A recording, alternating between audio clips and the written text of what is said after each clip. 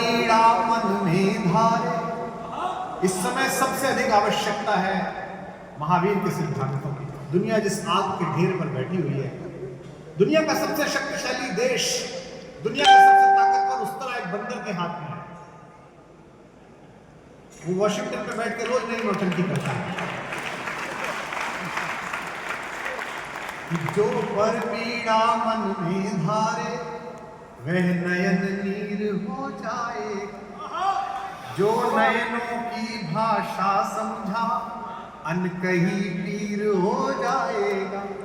जो जीवन के व्यामोह मोह को तज कर दृग गंगा जल से।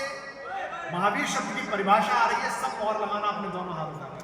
जो जीवन के व्यामोह मोह को तज कर दृग गंगा जल से तन मन को तीर्थ बना लेगा वो महावीर हो जाएगा। तन मन को तीर्थ बना लेगा वो महावीर हो जाएगा।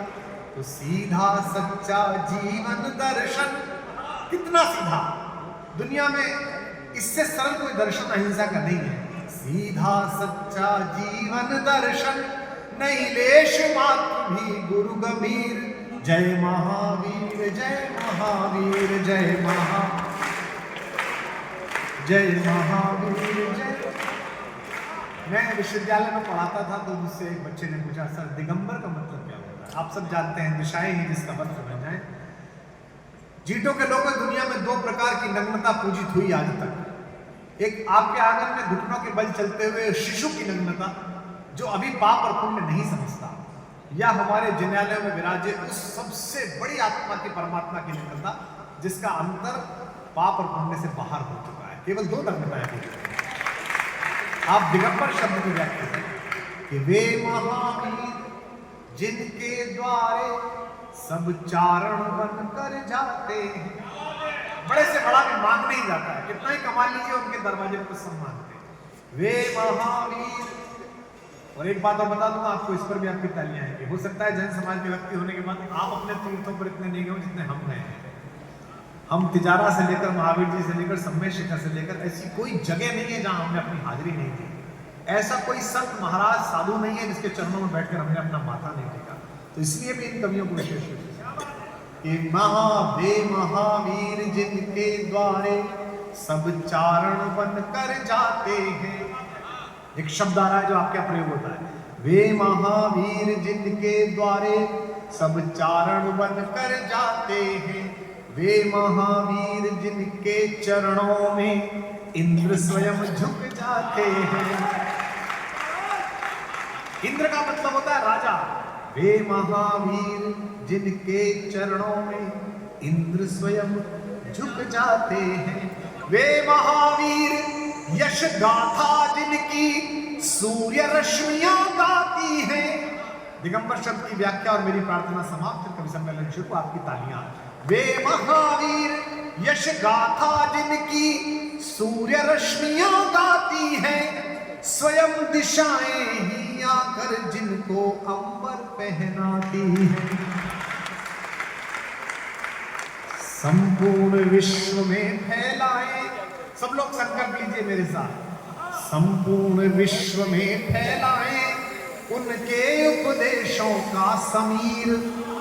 जय महावीर जय जोर से जय महावीर जय महावीर जय महावीर।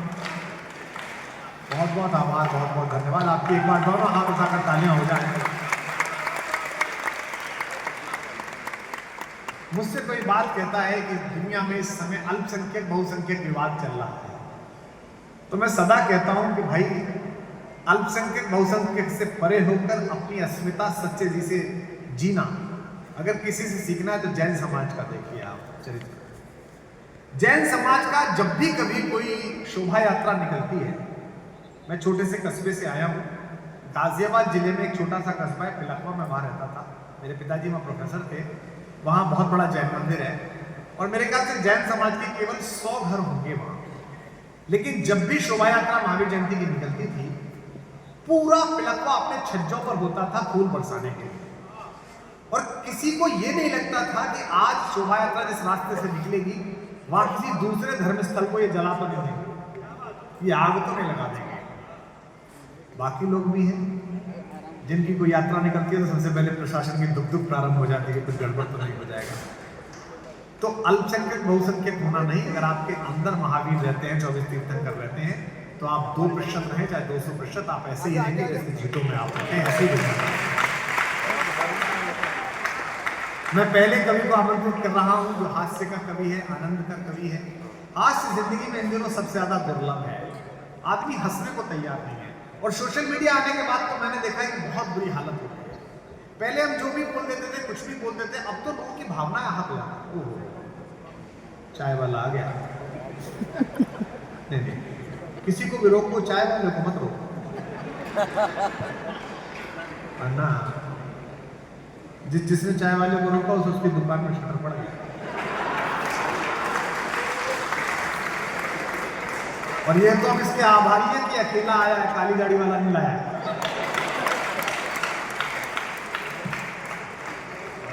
अद्भुत आनंद है, अद्भुत आनंद। हैदराबाद तो वैसे भी अपने आप में बहुत अद्भुत जगह है, बहुत ही शानदार जगह है। उस पर भी एक निवेदन में ये कर दूं, आप किसी भी पॉलिटिकल पार्टी के हों, कभी कोई ऐसी टिप्पणी करें जो आपको अच्छी ना लगे तो आप उसको स्वीकार कर लीजिए। 75 साल में कैसे कैसे वो झेला है, तुमको भी झेल लीजिए इसमें तरह। और कभी जो बात कहता है वो थोड़ा सा उन्मुक्त होकर कहता है। जीटो में मुझे सबसे अच्छी बात ये लगती है कि आप नेताओं को नहीं बुलाते, वरना वो सामने बैठे रहते हैं तो आए तो चले गए। कौन से वाले थे वो? पिछले बार वाले थे, उनको तो याद होगा कि वो आया था। हाँ, याद आ गया, पिछली बार फंसे थे। फिर तो समझदार आदमी है, मौका देख के निकल लिया। हमसे कोई आदमी कहता है कि विधायक बहुत ईमानदार है, मंत्री बहुत ईमानदार है, मुख्यमंत्री ईमानदार है, तो हम क्या सोचते हैं? हम कैसे चेक करते हैं कि है नहीं है? इस बात से चेक करते हैं कि हमारे प्रोग्राम में कितनी देर टिका। तो ये वाला तो है। मेरी शुभकामनाएं। भाजपा के देखो तो किसके थे? TRS के। एक तो इतनी सारी पार्टी हो गई है, ते दे पा ले दे पा, आदमी याद करते करते परेशान हो जाता है। तो मैं पहले कवि को बुला रहा हूँ, हास्य का कवि, आनंद लीजिए। हम सब थके हुए लोग हैं, ये सब कार्यक्रम करके आए हैं। मैं अभी बड़ी भाग-दौड़ में, वहाँ ठंड पड़ी हुई थी बहुत ज़्यादा, 8 डिग्री सेंटीग्रेड हो रहा था, कई बार बारिश भी पड़ रही थी, गला भी खराब है। लेकिन हम सब उत्साहित होते हैं आपके प्रतिसाद से, आपकी तालियों से, आपकी दाद से, आपकी वाह से। आगे जो प्राइम डोनर्स बैठे हैं जिनका ज़्यादा बड़ा चेक कटा है, आपको ज़्यादा ताली बजानी है। कट तो गया ही।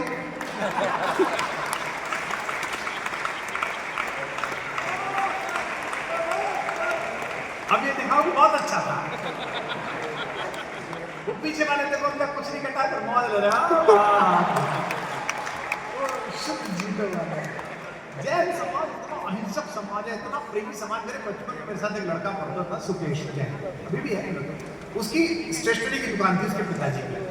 तो 9वीं 10वीं क्लास में उसको दुकान पे बैठा जाते थे। हमारे चाचा जी होते थे, हमारे कस्बों में अंकल आंटी चाचा जी होता था। तो चाचा जी जो थे वो उसको बिठा जाते थे सुकेश को, तो बेटा तू देख। तो हम भी बैठ जाते थे। तो स्टेशनरी की दुकान पर उसने रबड़ बेची होगी, वो रबड़ काली कर दी, क्या हुआ पता नहीं। एक आदमी आया, वो गाली दे देगा उसे किसी बात पे। उसने गाली सुन ली, रबड़ ले लिया, पैसे वापस दे दिए। तो मेरे को गुस्सा आ गया, मैंने कहा मारूंगा मैं उसको, तेरे को गाली कैसे दे दी? वो मैंने कहा तू अच्छी बात नहीं, तेने पलट के गाली क्यों नहीं दी? बोले पिताजी ने कह दिया था देना कुछ नहीं है।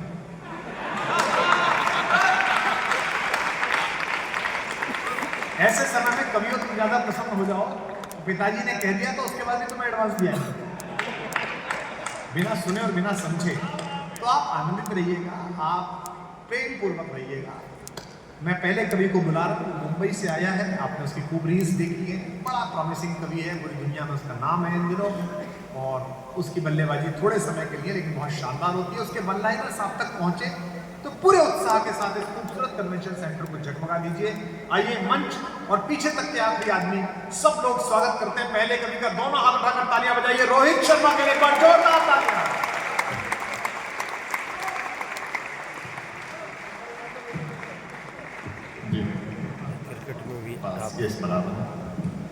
आप सभी को प्रणाम करता हूं। मैं रोहित शर्मा आप सभी का तहे दिल से स्वागत करता हूं, अभिनंदन करता हूं, आप सबको नमस्कार करता हूं। इस साउंड दादा जहां से कहीं भी ऑपरेट कर रहे हो, इसका इको बंद कर दीजिएगा, ठीक है। हाँ, मुझे लगता है कि हिंदी समझ आ गई होगी, क्योंकि चाय वाले को नहीं समझ आ रही थी, लेकिन कोई बात नहीं। जैसा आदरणीय, कोई बात नहीं, हो जाएगा।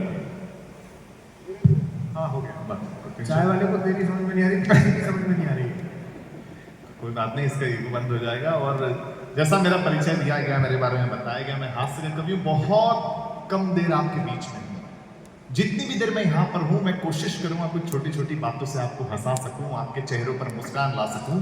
पहला कवि हूँ तो जिम्मेदारी थोड़ी सी आप पर ज्यादा है, इसलिए जहाँ कहीं बात आपको अच्छी लगे, सच्ची लगे, आप तालियों से, ठहाकों से हमें बताते रहिएगा, क्योंकि ये दो तरफा मामला होता है।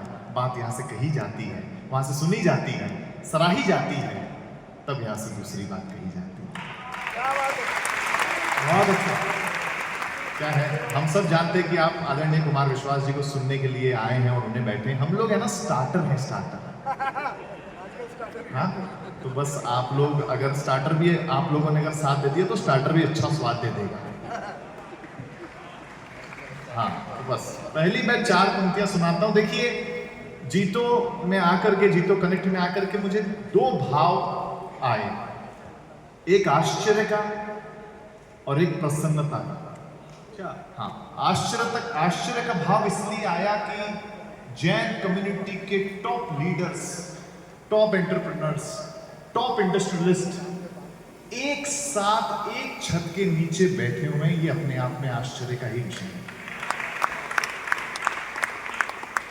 और प्रसन्नता मुझे इस बात की हुई, इतने सारे स्टॉल्स देखे मैंने, कि आपका हर संवाद, हर बातचीत, हर सेशन केवल बिजनेस को बढ़ावा नहीं दे रहा है, नई पीढ़ी के विजन को भी बढ़ावा दे रहा है। यूनिवर्सिटियां केवल डिग्री दे देती हैं, लेकिन नेटवर्किंग क्या होती है, बिजनेस एक्सपेंशन क्या होता है, वो जीतो कनेक्ट में आके ही पता चलता है। तो मैं पहले 4 पंक्तियां सुनाता हूं, कोशिश करूंगा आपको आनंद दे सकूं। सुनिए कि तुमको मिल सकता है